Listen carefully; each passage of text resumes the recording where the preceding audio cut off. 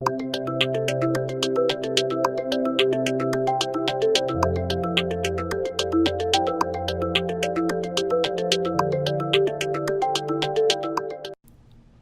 hello everybody. My name is Mark Miller. I'm the Employment Navigation and Training Liaison with the County Boards Association, and I work in Southwest Ohio. Welcome today to our webinar. We're going to be talking about addressing fears and barriers to community employment. Many people with developmental disabilities find their ways into the adult program world from school, or they've been there for many years without a real plan or expectation to get a community job. We're going to be talking about some of the perceived fears and barriers that kind of continue to deter efforts to step outside of the safe and known world of facility-based employment programming. We hope to bring some tips for teams, and those teams would be people that could be either SSAs, it could be providers, and it just is some information that as you're at team meetings or in your ISP meetings or special team meetings that you might be able to use to help conversations and discussions and address some of these fears and barriers to community employment. So relationship building is key. People need to trust those who are introducing big changes in their loved ones' lives. One of the things we want to make sure that we're doing is we're informing and educating people about employment first. People don't want to feel like you're trying to sell them on something they're uncomfortable with, such as community employment. Learning the why a person fears change or challenges is really just the first step in helping them explore new things to learn, jobs, and relationships in their communities. Many of us, SSAs and providers, find it difficult to articulate a really good reason why people no longer are able to use their Medicaid waiver services, such as group employment or VOCAB, as a permanent job. It may seem unfair to expect people to engage in this process, especially when they continually state that they're happy and they're content with the way that things are. It's kind of that why rock the boat response when we start talking about employment, but they really are kind of liking what they're doing at the sheltered workshop. But now, the time is here that service providers and funders are required to put things into motion that really support people's successful movement along the path to employment. So employment first education is really something that will help people learn in a way that does not promote fear of the change, failure and or the fear of the unknown. Is something that we just want to weave into our conversations and our meetings and our outreach that we're doing. So addressing fears and barriers to community employment. So the following list of fears and barriers is not all inclusive. It is, however, I think a decent sampling of some common issues people have presented over the years when the discussion moves towards getting a job in the community. The tips and ideas are intended just to get the conversation started and help people be a little less fearful to try new things and to be more informed about their choices and their opportunities for community employment. So let's get started. We're going to start with the fears. And these are just, as I said, these are just a few of them. I'm sure that there are many more out there, but these are the ones that we have heard over the years. I've actually reached out to SSAs and just kind of vetted some of these to say, are these some of the things that you're hearing as you begin having these discussions about moving from sheltered employment or day programs to community employment? And most of these have gotten the nod.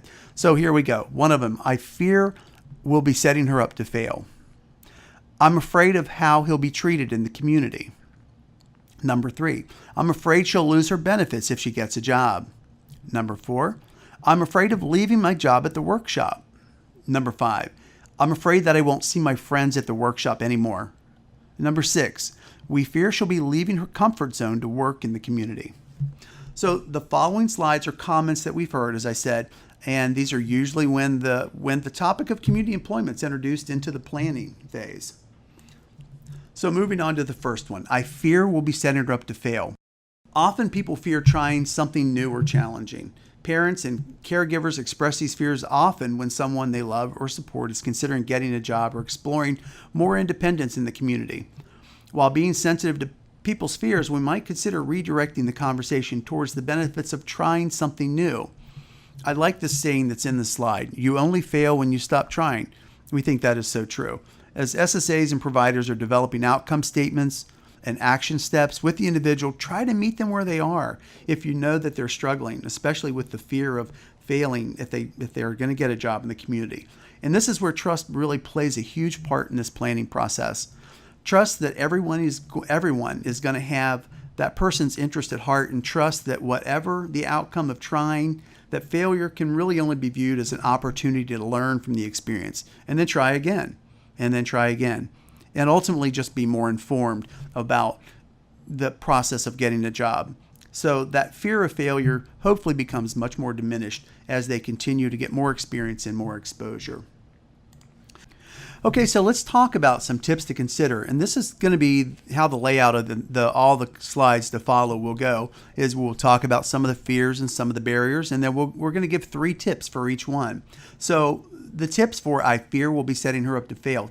So tip 1, discuss early in the process with the individual and their team that success may not be immediate, and that's okay. Use what was learned from each career planning and vocational experience to move forward. Tip 2, paint a picture of what success might look like for the individual. Maybe use a modified backwards planning techniques. This will reinforce that the measurements are focused on incremental benchmarks of success versus game over due to some perceived failure the person may have. Tip 3, discuss with the team that risk and reward go hand in hand. All of the work that goes into preparing for community employment with supports is intended to maximize the probability of a very good job match. The next one, I'm afraid of how he'll be treated in the community. This is one that we've heard. This is a very big fear of parents especially.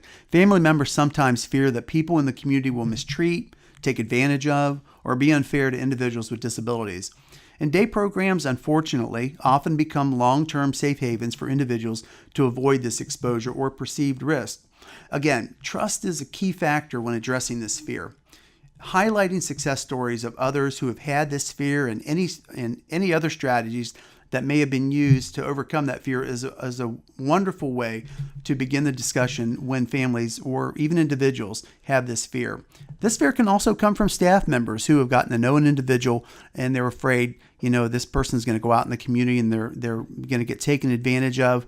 So having this conversation early on is certainly a best practice for beginning the employment planning process. So here's some tips to consider. I'm afraid of how it would be treated in the community. Tip 1, outline the types of people, environments that the individual is drawn to or has experienced positive interactions. Now, this can also be part of career discovery. Career discovery takes into account different environments that the person's comfortable with, the types of people that they like being around.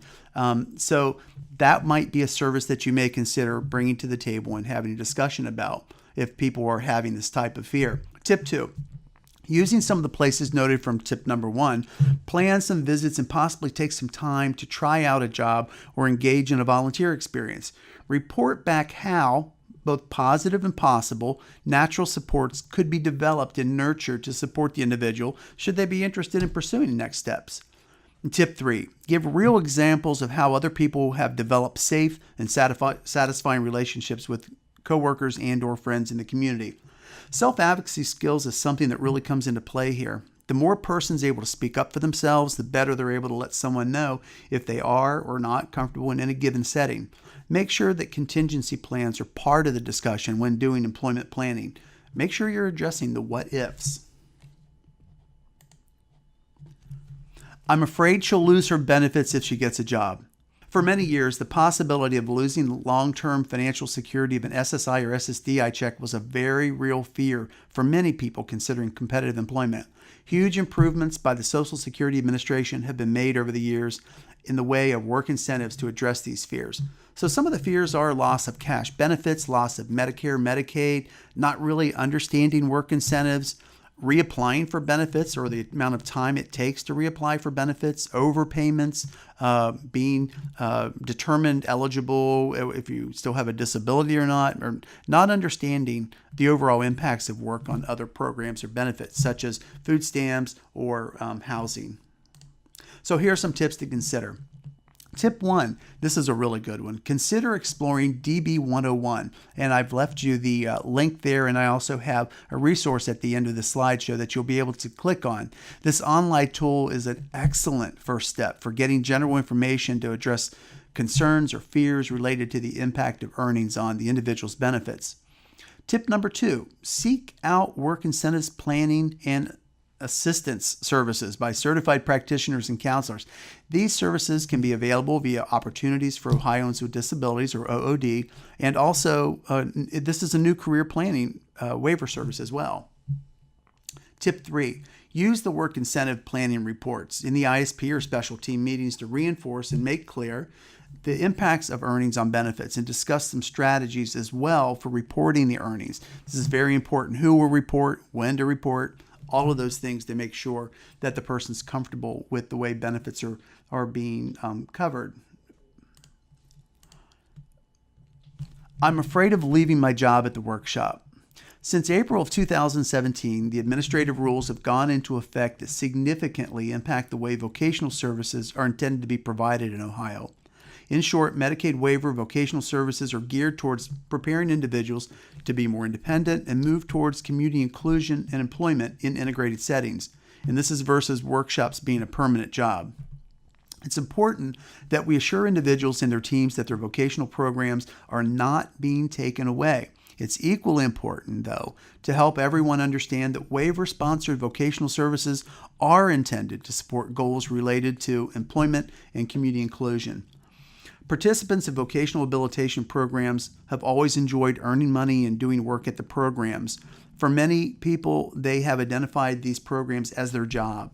And it's important to validate this and respect the individual's contributions and skills they've demonstrated. And the paycheck is a strong reinforcer of their efforts, and one that usually garners praise and status across all domains. Risking losing this guaranteed reinforcer can be a huge deterrent for exploring competitive employment in the community. So let's talk about some tips that go along with this. A discussion is most likely due for individuals to help them better understand the purpose of their vocab services. It's important to emphasize their efforts at the workshop are not being discounted, but their program goals will need to focus on preparing them to eventually get a job in the community. Tip 2, discuss examples of how other individuals have explored community employment and have not lost their program training opportunities at the workshop if they needed to return while continuing to seek employment. Tip 3, assure the individual and their team that the new rules are intended to support their personal growth, their independence, and an increased connection to their community. I'm afraid that I won't see my friends at the workshop anymore. This is a huge one. Yes. Sometimes individuals develop many of their friendships or acquaintances at the workshop or day program. The fear of losing those friendships is very real when considering exploring community-based employment or volunteer options. Making friends is not always an easy thing to do, whether you have a disability or not. In addition to peers at the day programs, staff sometimes take on the role of friend and become a very familiar and welcoming presence. The fear of losing friends at the workshop and the difficulty of developing new friends is a bit of a double whammy for folks. So let's talk about some tips that we might introduce into the discussion to address that fear. Tip 1, discuss the array of social opportunities that already exist in the community, not just disability specific. Discuss which of the opportunities might be of mutual interest for the individuals. Tip 2, consider taking the time during their program hours to pair friends up and develop advocacy skills, community connections, and social opportunities based on the individual's mutual interest. Tip 3, practice setting up get-together time, dinner, movies, or other activities between friends. Discuss and plan how these friendships are reciprocal and can be nurtured outside of the workshop program. Remember, be a friend to have a friend. We fear she'll be leaving her comfort zone to work in the community. Many people become very comfortable at school or their adult day programs or sheltered employment. And this is true as well for family and or the staff of the individual. The security and controlled features of a safe and consistent environment, schedule, along with paid staff, all make up a very reliable comfort zone. Planful and supported strategies for stepping outside of the comfort zone can introduce individuals to a whole new menu of options that promote personal growth, inclusion, and meaningful employment. And I like the caption down at the bottom. I think this is so very true. Sometimes stepping outside the box can help change the view. Tips to consider. We fear she'll be leaving her comfort zone to work in the community. So tip 1, provide genuine assurances that the safety and well-being of the individual is always at the root of any and all discussions about working or engaging in the community. Tip 2, discuss potential small steps that the individual might take over a period of time that would help them make informed choices about discovering new areas of interest, skills, and settings. And tip 3, consider career discovery services. This could be a way to explore new interests, environments, and skills, and focus on growth and exploring new comfort zones in the community. Request that the discovery profile pay special attention to this aspect of the report. So now we're going to talk about some common barriers associated with getting a job in the community. We have 6 of them here. Who can we trust to help her find, learn, and keep a job in the community? Number 2, he tried working in the community once and it didn't work out. Number 3, I'm not interested in community employment. I just want to stay at the workshop. Number 4, how would he get to and from work? Number 5, I don't know of any jobs out there that she could do. And number 6, he doesn't care about making money. Let's take a closer look at these. Who can we trust to help her find, learn, and keep a job in the community? Too often individuals and their families are not having frequent interactions with people who are actually doing job placement or job coaching and employment planning services. Many times the staff they see are mostly teachers' aides, if they're in school, teachers, SSAs, or day program staff. Again, establishing trust and rapport with community and job connecting folks is a way to feel more comfortable when taking those first steps along the path to employment. So here's some tips. Tip 1, individuals and families might be encouraged to learn more about agencies and staff who provide community employment services in their area, possibly like at meet and greets. Tip 2, consider conducting maybe after hours or lunch and learn sessions for individuals, their parents, and their teams to introduce staff and do an informational interview of career planning services and meet actual staff who do the services. And tip 3, consider career discovery services as a way to learn about interests, skills, and needs. These services take about 20 or more hours and could also be a foundation to develop that rapport and trust with community employment staff, in addition to gaining a great discovery profile. He tried working in the community once and it didn't work out. People who have tried community employment and did not have a good experience often recount the story about that job that didn't work out. Unfortunately, for many people, one negative job experience often becomes the main reason not to try again. The replacement job often becomes the vocab program and usually does not include a return to work strategy. How many jobs have you had? If we ask ourselves that question, we probably would find out that it was more than just one and done. Some of the things we've heard is, well, he didn't like food service. He was caught stealing. The guys working there were bad influence. She talked too much. He didn't like the manager. Well, the list goes on. So try not to interpret the negative event as a failure, but rather explain that it can be used as a learning experience and guidance for future job-seeking efforts. Here's some tips for that. Recounting memories about negative experiences is never a pleasant activity. Bringing ideas to the table about lessons learned, however, can lead to some very insightful ideas about trying again, this time with more knowledge. Tip 2, give examples of other people with or without disabilities who have experienced multiple employment relationships before they found a good fit. Tip 3, consider career planning services as a way to learn by asking employers questions about jobs, shadow workers on the job, and perhaps even try out a couple of jobs before seeking employment. This will help to narrow down a better job match and increase the chances of a more positive employment experience. According to the Bureau of Labor Statistics, the average worker currently holds 10 different jobs before age 40, and this number is projected to grow. I'm not interested in community employment. I just want to stay at the workshop.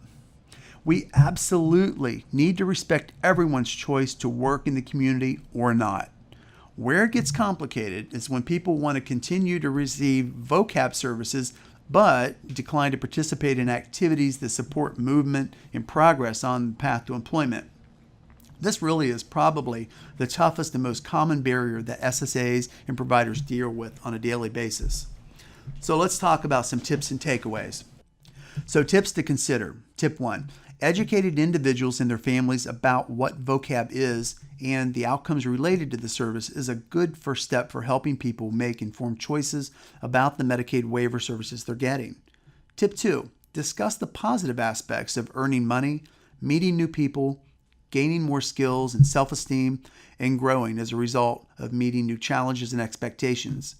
And tip 3. Consider career planning services as a way to get more exposure and experience.